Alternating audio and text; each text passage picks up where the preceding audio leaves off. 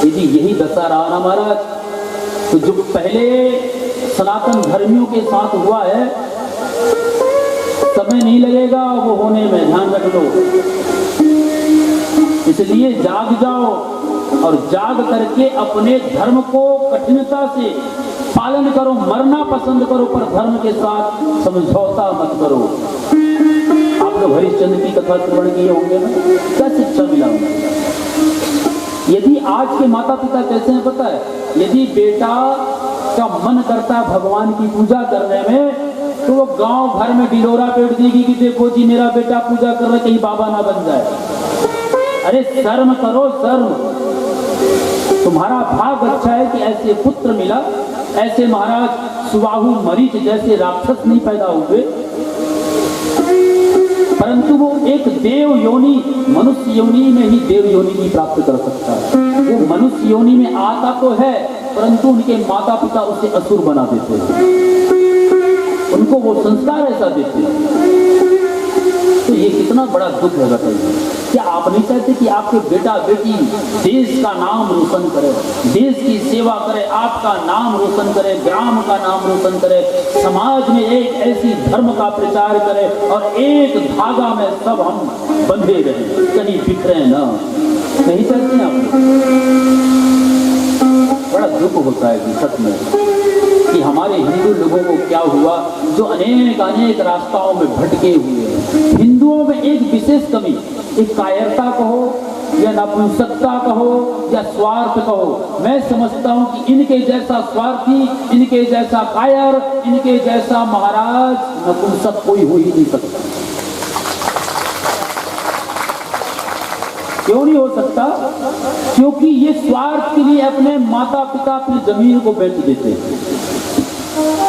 ये अपने लिए अपनी कायरता, अपनी पौरुषता को हनन करके ये महाराज किन्नरत्व को प्राप्त कर लेते हैं। ऐसा होता है, देखने में आया है। जब जब देश में हमारे जितने भी महारानी लक्ष्मीबाई का भी महाराज वीर गति को प्राप्त हुई है, तो वो किनके कारणों से? हिंदू के कारणों से हुआ। महाराणा प्रताप जी भी मारे गए तो किनके कारण से? हिंदू के कारण से हुआ।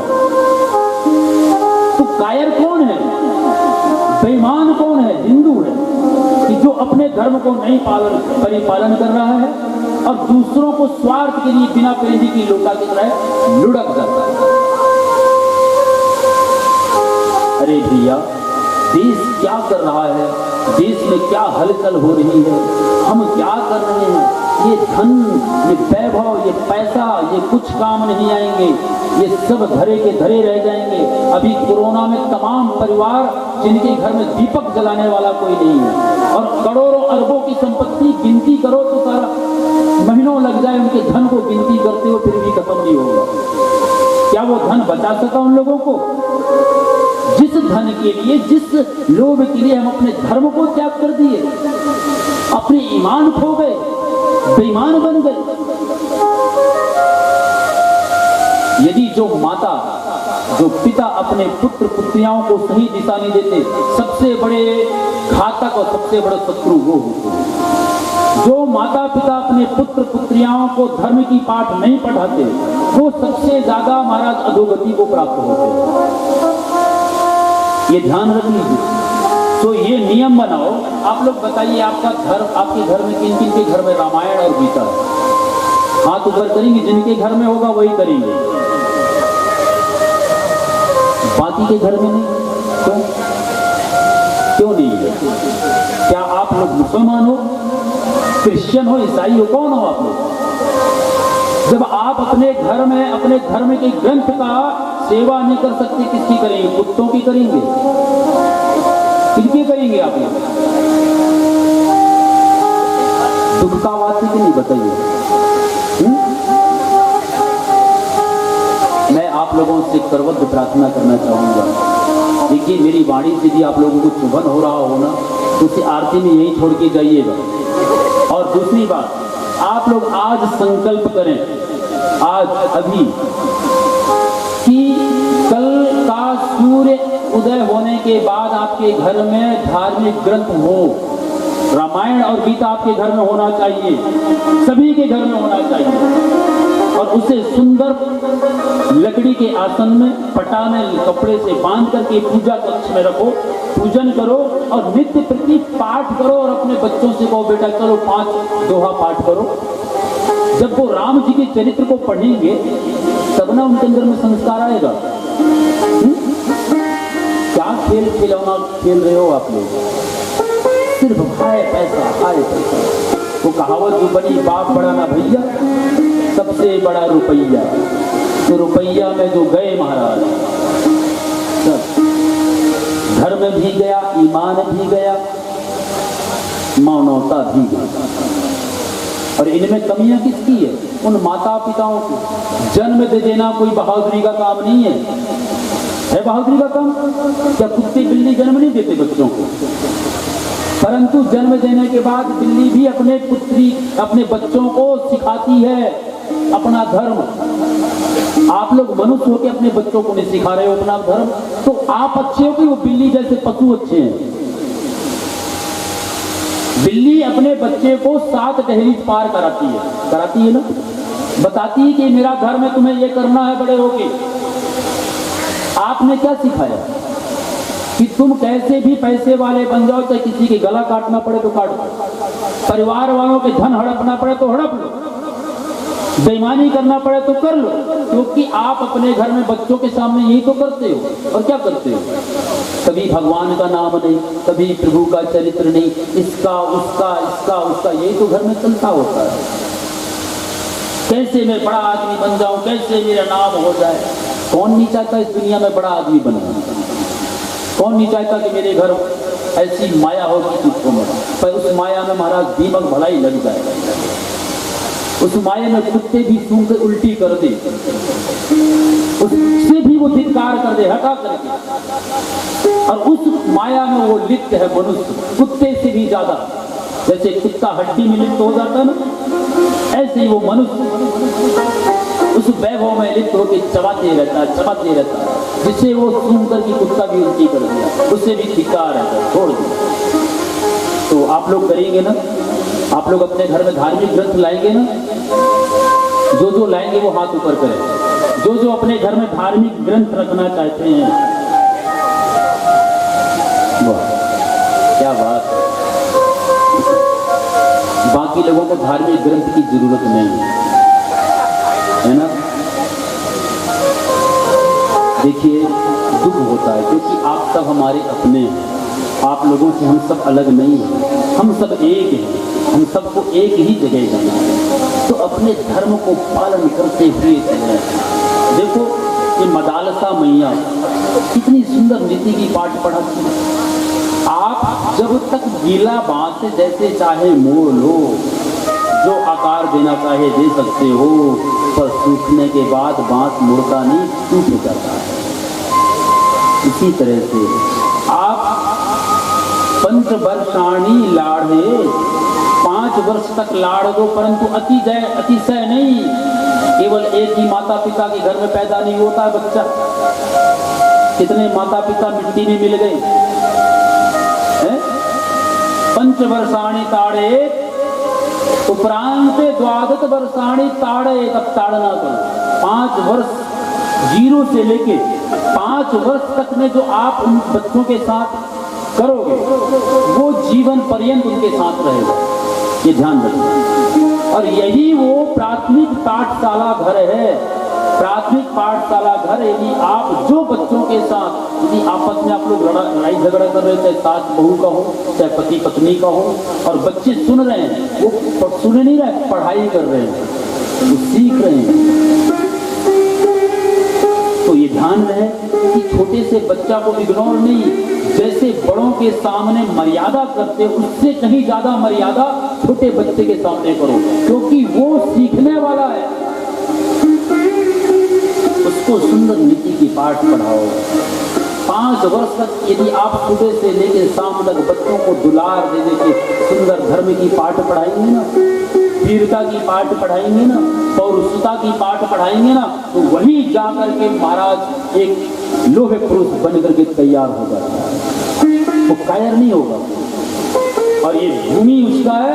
वीर भोग्य वसुंधरा, यहाँ कायरों का काम नहीं है, वीरों का काम है। ये वीरों का भूमि है, कायरों का नहीं। तो ऐसी जननी बनो कि महाराज माता देवकी की तुलना हो, माता कौशल्या की तुलना हो, माता यशोदा की तुलना हो, माता मदालसा की तुलना हो, माता अनुसुईया की तुलना हो, माता जानकी की तुलना हो, माता सती सावित्री की तुलना हो, झांसी की रानी की तुलना हो। ये बनो, तब आपके बेटे राम जी, कृष्ण जी, विवेकानंद जी जैसे पुत्र पुत्रियां। इन कथाओं से हमें यही शिक्षा मिलता है कि हम अपने आप में बदलाव कैसे करें, हम अपने धर्म को कैसे माने और हम सुखी रहें, शांतिमय जीवन जिए। पैसा से ना कोई सुखी हो पाया है, ना हो सकता है, ना हो पाएगा। पैसा सिर्फ आपकी जरूरत पूरी कर सकता है, सुख नहीं दे सकता। सो सपुण्याना सपुण्याश्च क्षुतामास्त्रश्च परिप्लुता प्रदानेन नरः कर्मणो विवस्थितः।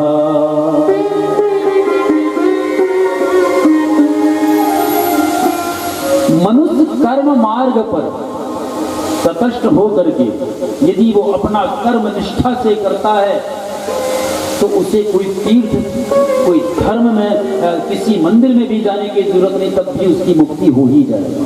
क्योंकि वो धर्म को मान करके कर्म कर रहा है, धर्म के विपरीत कोई काम कर ही नहीं रहा। तो उस व्यक्ति का, प्रत्येक मनुष्य का आकार देखिए, जन्म लिया तो किस रूप में? पिंड रूप में, और मरण हुआ तो उसके निमित्त पिंडदान करते हैं ना। पिंड की कितनी बड़ी महत्वता है। जन्म लिया पिंड रूप में, मां के गर्भ में जब शिशु आता तो पिंड बनता है। इसके बाद फिर उससे अवयव, हाथ, पैर, आंख, नाक, कान आदि निकलते हैं।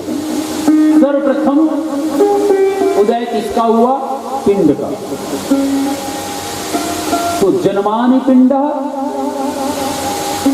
मरण उपरांतेन पिंड। जन्म में पिंड के रूप में आया, अब मर गया तो उसके निमित्त भैया पिंडदान करो, नहीं तो ये अधोगति को प्राप्त होगा।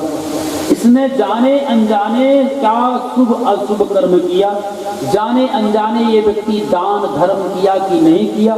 इसलिए मरे हुए व्यक्ति के नाम से पिंडदान करने के बाद जूता से लेकर के सारे वस्तु, यदि वो बीड़ी पीता है, तमाकू खाता है, तो लोग तमाकू चूना भी दान करते हैं ना, क्योंकि इससे वो चीज मिल जाए। दान करने का मतलब है आप प्रकृति में वो वस्तु जमा कर रहे हो। जैसे आप अपने धन को बैंक में जमा किए तो बैंक एक लिमिट में आपको ब्याज दिया, परंतु आप जो चीज प्रकृति में जमा कर रहे हो वो अनलिमिटेड ब्याज देता है, उसका कोई लिमिट नहीं है। आपने माता पृथ्वी में बीज जमा की, अनलिमिटेड अन्न पैदा कर दिया। क्या उसमें बताया कि आप एक बीज करेंगे तो मुझे 1% बीज ही दूंगी? ऐसा तो नहीं कही ना माता पृथ्वी। चक्रवर्ती ब्याज करके लौटा दिया। तो आप जो दान कर रहे हैं तो किसी पे एहसान नहीं करते हो, आप खुद पर एहसान कर रहे हो, ये जान लीजिएगा। यदि आप किसी को वस्त्र, अन्न या कोई भी वस्तु दे रहे हो, उस पर एहसान नहीं कर रहे हो, बल्कि वो व्यक्ति आप पर एहसान कर रहा है कि आपका वो दान लिया। आप खुद अपना एहसान कर रहे हो, क्योंकि आप जो दान करोगे प्रकृति में दोगे तो वो आपको ही मिलेगा, ना कि पड़ोसी को मिलेगा। आप प्रकृति में जमा कर रहे हो ना, आप जमा कर रहे हो, जिसका नाम है दान, ये जमा करना है। तो यहां पर देखिए, जन्म जब जीव लेता तो उसके जन्म के उपरांत भी दान करते हैं ना। दो समय का दान बहुत बहुत महत्वपूर्ण होता है, जन्म के बाद का दान और मरण के बाद का दान। जन्म के बाद इसलिए दान किया जाता है कि इसके जिसको भी हम दें वो आशीर्वाद दें और पुत्र पुत्रियाओं के जीवन में मंगल ही मंगल हो, आयु विद्या यश बल की वृद्धि हो, इसलिए उनके नाम से दान करते हैं। जैसे माता कौशल्या, राजा दशरथ जब राम जी जन्म लिए ना, तो महाराज जितने याचक गण हैं सबको दान कर रहे हैं, लुटा रहे हैं। क्यों लुटा रहे हैं? ताकि उनके पुत्र को आयु विद्या यश बल की प्राप्ति हो, जबकि वो अखिल ब्रह्मांड नायक है। ऐसे ही कन्हैया की जन्म, ऐसे ही आप लोग भी करते होंगे। जब घर में कोई पुत्र पुत्रियां जन्म होते होंगी तो उसके नाम से एक ही मुट्ठी क्यों निकालते होंगे, निकालते तो होंगे ही, दान तो करते ही होंगे।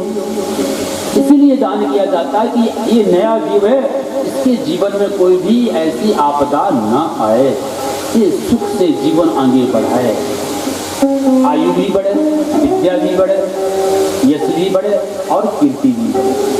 अब मरने के बाद इसलिए दान करते हैं कि भैया कहीं ये दान ना किया हो, उसके परिवार के जन ये दान कर दो ताकि दूसरा जन्म में उसको भटकना ना पड़े, वो मिल जाए। अब मरने से जन्म लेके और मरने के बीच की जो महाराज यात्रा है, यही महत्वपूर्ण यात्रा है। आप कैसे कर सकते हैं? कैसे करना चाहिए? और नहीं तो क्या होगा कि जब जाओगे तो क्या साथ में, कुछ साथ में अर्थी में सजे जा रहे हैं। सिकंदर जब गया तो बोला देखो मेरे दोनों हाथ बाहर कर देना अर्थी के, ताकि संसार वालों को पता चले कि मैं सिकंदर जो पूरे साम्राज्य का राजा था, मेरे पास जो हीरे मोती जवाहरात थे, पर गया तो हाथ में कुछ नहीं, खाली है ना। इसीलिए कहते हैं जाएगा जब यहाँ से कुछ भी न साथ होगा, तो गज कफन का टुकड़ा तेरा निवास होगा, तो गज कफन का टुकड़ा तेरा निवास होगा। जाएगा जब यहाँ से, जाएगा जब यहाँ से कुछ भी न साथ हो, कफन का टुकड़ा तेरा निवास होगा, तो गज कफन का टुकड़ा तेरा निवास होगा। कांधे पे धर ले जाए परिवार वाले तुझको, कांधे पे धर ले जाए परिवार वाले तुझको, कांधे पे धर ले जाए परिवार वाले तुझको, कांधे पे धर ले जाए परिवार वाले तुझको। की लकड़ियों पर लोगे तेरे साओं को, चुन चुन